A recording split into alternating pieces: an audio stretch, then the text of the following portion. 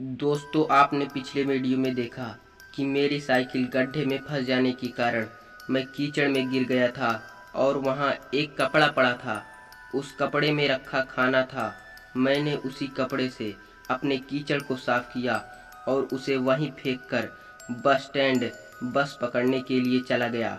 वहाँ आधा घंटा इंतज़ार करने के बाद मैं बस में बैठ गया और कुछ देर बाद मुझे किसी के रोने की आवाज़ सुनाई देने लगी। जब मैं उसके पास गया तो वहाँ देखा कि एक लड़की मुंह नीचे करके बैठी हुई थी। उसने मुझसे कहा कि किसी ने मेरा खाना खा लिया है, मुझे बहुत भूख लगी है। इस बात को सुनकर मुझे तरस आ गया और मैंने अपने बैग से रोटी सब्जी निकाली जो माँ ने मुझे दी थी और उसे देकर मैं बोला, इसे तुम खा सकती हो, मैं शहर जा रहा हूँ, वहाँ दोस्त के घर खा लूँगा। लेकिन वो लड़की अब भी मुंह नीचे करके रोए जा रही थी। मैंने उससे कहा, कोई बात नहीं, तुम इसे खा सकती हो। और फिर वो लड़की चुप हो गई। और फिर जब उसने अपना चेहरा ऊपर किया, उसे देखकर मैं हैरान था।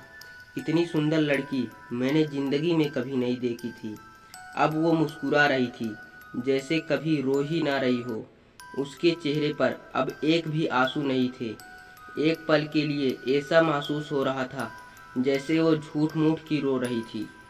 उसके बाद वो रोटी और सब्जी ली और बड़े आराम से बैठकर खाने लगी। उसने मुझसे बिल्कुल बात नहीं की। मैं पास में ही खड़ा था।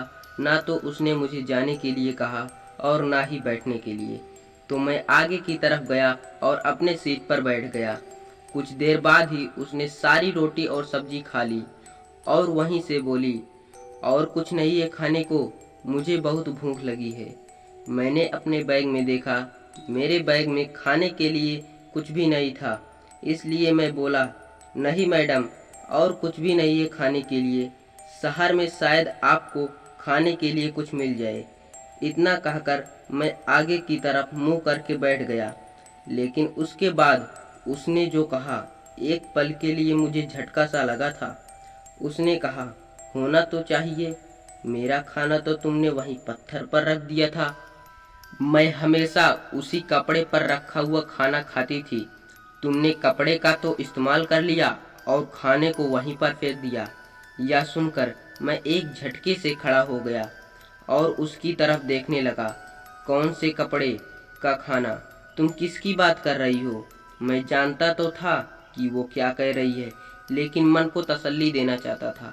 उसने कहा, तुम्हारे कपड़े पर जो कीचड़ लगा था उसे साफ करने के लिए तुमने मेरे रोटी के कपड़े को इस्तेमाल किया। तुम्हें क्या लगता है मैं तुम्हें माफ़ कर दूंगी? इसे सुनकर मैं थर-थर काँप रहा था। मुझे समझ नहीं आ रहा था कि अब मैं क्या करूं। ये कौन है जिसे ये भी पता है कि वहाँ से मैंने उस कपड़े से कीचड़ को साफ किया था। तभी मैं उससे सवाल किया, तुम मेरा पीछा कर रही हो? मुझे कब से लग रहा था कोई मेरा पीछा कर रहा है। तुम मुझे कोई लुटेरी लगती हो जो मेरा पीछा करके यहाँ तक आ गई हो और अब मुझे लूटने की कोशिश कर रही हो। मेरे इतना कहते ही वो हंसने लगी और उसकी हंसी किसी लड़की के जैसी नहीं थी। दो तीन आवाज़ें जैसी इकट्ठी आ रही हों वैसी हंसी थी उसकी। एक भारी आदमी की आवाज़, एक पतली सी लड़की की आवाज़ और एक आवाज़ अजीब सी थी जिसे मैं बयां नहीं कर सकता। काफ़ी समय तक वो हंसती रही और डर के मारे मेरा बुरा हाल हो चुका था। और उसने कहा, तुम्हें क्या मैं लुटेरी लगती हूँ? मैं हमेशा उसी पेड़ के पास रहती हूँ। लोग मुझसे डर कर वहाँ खाना छोड़कर जाते हैं ताकि मैं उन्हें नुकसान न पहुँचाऊँ, और तुमने तो मेरा खाना ही बर्बाद कर दिया। तो फिर अब मैं तुम्हारा पीछा तो करती ही, और अब मैं यहाँ तक पहुँच आई हूँ। मैं उससे आखिरी सवाल पूछना चाहता था क्योंकि डर के मारे मेरा बुरा हाल हो चुका था। मेरे पैर जम से गए थे, पूरा शरीर अकड़ सा गया था। तो मैंने काफ़ी हिम्मत करके उससे पूछा, तुम कौन हो और मेरा पीछा क्यों कर रही हो? तो उसने कहा, मुझे भी नहीं पता, वैसे लोग मुझे चुड़ैल कहते हैं। यह सुनकर मैं और भी डर गया और अपने कदम पीछे बढ़ाने लगा। वो भी एक एक कदम मेरे तरफ बढ़ाए जा रही थी। जैसे ही उसका एक कदम मेरी तरफ बढ़ता, उसका चेहरा बदल सा जाता। उसके पहले काले बाल थे, सुंदर चेहरा था। पहले तो उसके बालों का रंग सफ़ेद सा होना शुरू हो गया।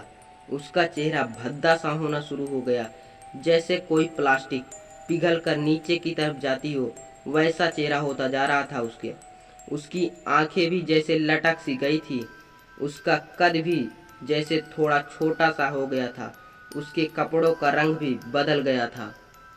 जो पहले रंगीन कपड़े थे, अब सफ़ेद हो गए थे।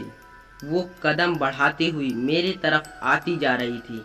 मैं बिल्कुल उस बस के गेट से सटा हुआ था। मैं उस गेट के किनारे खड़ा उतरने का इंतज़ार कर रहा था, और यह मेरी खुशकिस्मत थी कि अगला बस स्टैंड बहुत करीब था। अब बस धीमी होना शुरू हो गई थी, लेकिन इतनी भी धीमी नहीं थी कि मैं उससे उतर पाता, और यही मेरा डर था। उससे पहले ही वो मुझे नुकसान ना पहुंचा दे। वो मेरे करीब आए जा रही थी और बस धीमी होती जा रही थी। वो बिल्कुल मेरे चेहरे के पास आ गई थी, और उसका चेहरा अब बिल्कुल भद्दा सा हो चुका था। उसके चेहरे का रंग काला हो चुका था। लंबी लटकी हुई नाक थी उसकी। उसके बाल बिल्कुल सफ़ेद जैसे घास फूस हो।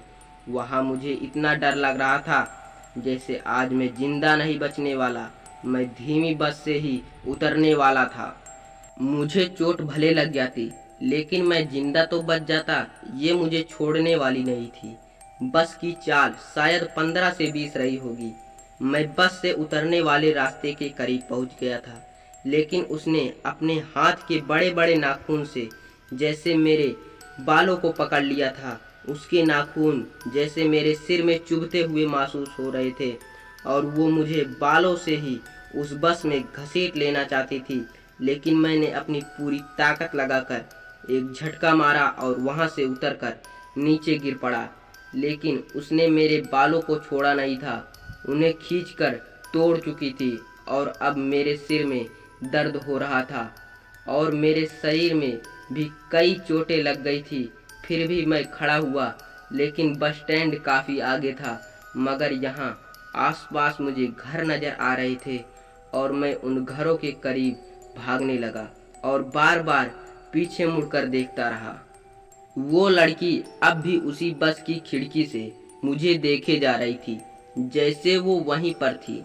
और कुछ दूर आगे निकलने के बाद वो मुझे अपने बिल्कुल आगे खड़ी नजर आई। वो जैसे एक ही क्षण में आगे पहुंच जाती हो।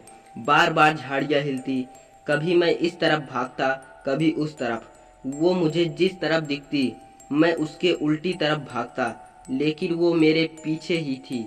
मुझे उससे छुटकारा पाना था, तो मैं एक घर के पास पहुंचा और उसका दरवाज़ा खटखटाने लगा।